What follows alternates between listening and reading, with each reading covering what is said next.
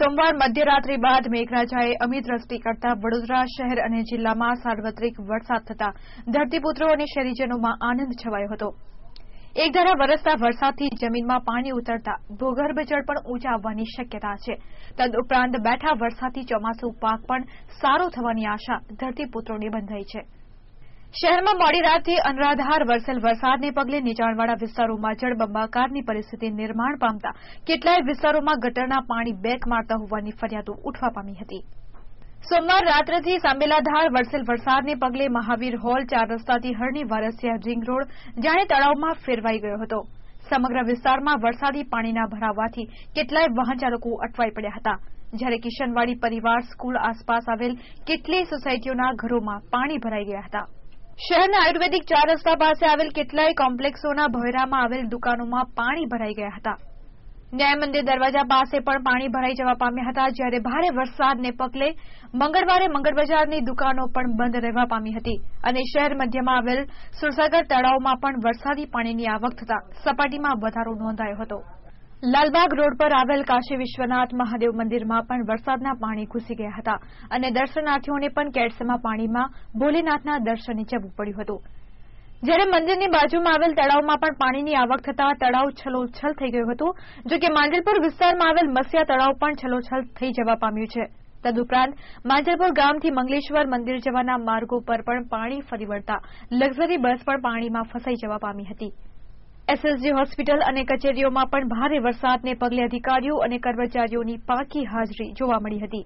ભારે વરસાદને પગલે શહેરના રાવપુરા કોઠી વિસ્તારમાં પણ વરસાદી પાણીનો ભરાવો થઈ ગયો હતો, જ્યારે વડોદરા ફાયર બ્રિગેડે પણ સોમવાર મોડી રાતથી અનરાધાર વરસેલ વરસાદ બાદ 24 કલાકની ભારે વરસાદની આગાહીને પગલે કદાચ ગમે ત્યાં પૂરની પરિસ્થિતિમાં બચાવ કામગીરી માટે 10 ઉપરાંત રબર બોટો તૈયાર કરી હોવાની માહિતી આપતા ફાયર ઓફિસરે જણાવ્યું હતું કે વડોદરા શહેરમાં 24 કલાકનો લગભગ 8 ઇંચ જેટલો વરસાદ પડ્યો છે, જેના પરિણામ સ્વરૂપે વિશ્વામિત્રી લેવલ રાઇઝ થયું છે.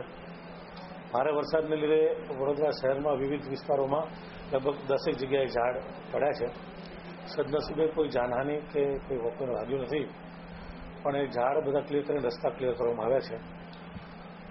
જે જગ્યાએ પાણી ભરાય છે એ તમામ વિસ્તારોમાં લોકોને જાણ કરવામાં આવે છે અને હું આ ટીવી ચેનલ દ્વારા માધ્યમ દ્વારા પણ જાણ કરું છું કે જે લોકો નીચાણવાળા વિસ્તારમાં રહે છે ત્યાં પરિસ્થિતિ વધારે વિકટ બની શકે એમ છે, માટે સુરક્ષિત જગ્યાએ પોતાની જાતને સ્થળાંતર કરી દેવું. સમયાંતરે રેડિયો ઉપર અને ટીવી ઉપર આપવામાં આવતી સૂચનાઓનું પાલન કરવું. કોર્પોરેશનના અલગ અલગ રાહત કેન્દ્રો તરફથી પણ જે લોકોને શિફ્ટ કરાય છે એને માટે શાળાઓ ખોલીને એમને શિફ્ટ કરવામાં જરૂરી વ્યવસ્થા કરવામાં આવેલી છે. વડોદરા ફાયર બ્રિગેડના જવાનો અત્યારે લગભગ 10 બોટ તૈયાર કરીને સંભવિત પૂર પરિસ્થિતિને પહોંચી વળવા માટે તૈયારી કરીને સુસજ્જ થયેલ છે.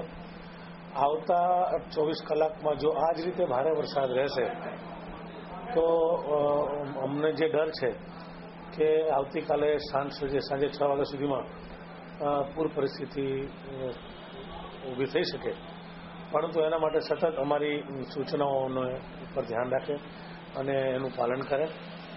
લો લાઇંગ એરિયા એટલે કે નીચાણવાળા વિસ્તારોમાં રહેતા લોકોએ સુરક્ષિત સ્થળે ખસી જવા માટે હું નમ્ર અને વિનંતી કરું છું. શહેરના પોશ વિસ્તાર ગણાતા કારેલીબાગમાં પણ તળાવો નિર્માણ પામ્યા છે. સાથે સાથે વિશ્વામિત્રી નદી 2 કાંઠે વહેતી થતા નરહરી બ્રિજ પાસે આવેલ કલ્યાણનગર ઝુંપડપટ્ટીના રહીશોને ઝૂંપડામાં પાણી ભરાઈ જતા સ્થળાંતર કરવાની પણ ફરજ પડી હતી.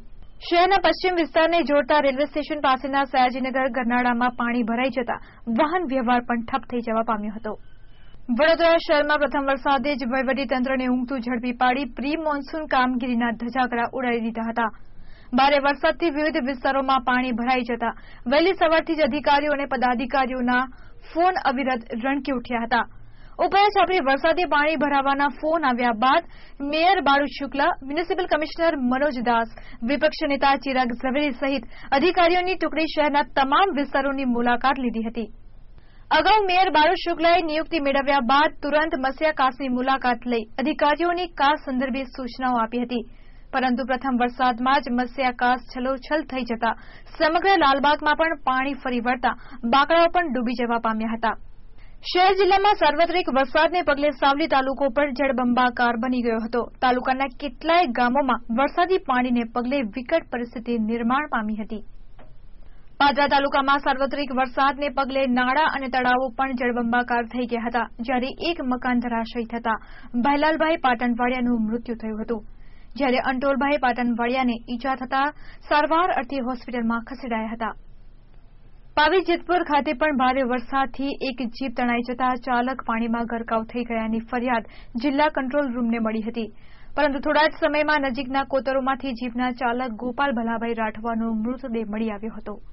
ડભોઈ શહેરમાં પણ શ્રીકાર વરસાદને પગલે વીજ કરંટ લાગતા એક આશાસ્પદ યુવકનું નિધન થયું હોવાના તેમજ નીચાણવાળા વિસ્તારોમાં પાણીનો ભરાવો થતા સ્થળાંતર કર્યું હોવાની માહિતી સાંપડી છે. રાજપીપળા સ્થિત નર્મદા ડેમ ખાતે પણ 119.10 મીટર સુધી પાણીની આવક થતા વીજળી ઉત્પાદનમાં પણ સરકારની માતબર ફાયદો થશે. સુરત જિલ્લાના કીમ નદીમાં પણ પાણીની આવકને પગલે નદી પોતાની ભયજનક સપાટી પરથી વહી રહી છે. પંચમહાલ જિલ્લામાં તો સાર્વત્રિક વરસાદને પગલે વહીવટીતંત્રની પ્રી મોન્સૂન કામગીરીના ધજાગરા ઉડાડ્યા હતા. વડોદરા શહેરની વાત કરીએ તો મંગળવારે સવારથી જ જિલ્લા પૂર નિયંત્રણ કક્ષને વિવિધ સોસાયટીઓમાં વરસાદી પાણી ભરાયા હોવાની ફરિયાદો મળી હતી, જે સંદર્ભે મહાનગર સેવા સદન દ્વારા વોટર ડી-લોગિંગની કાર્યવાહી પણ હાથ ધરવામાં આવી હોવાની માહિતી નાયબ નિવાસી કલેક્ટરે આપી હતી.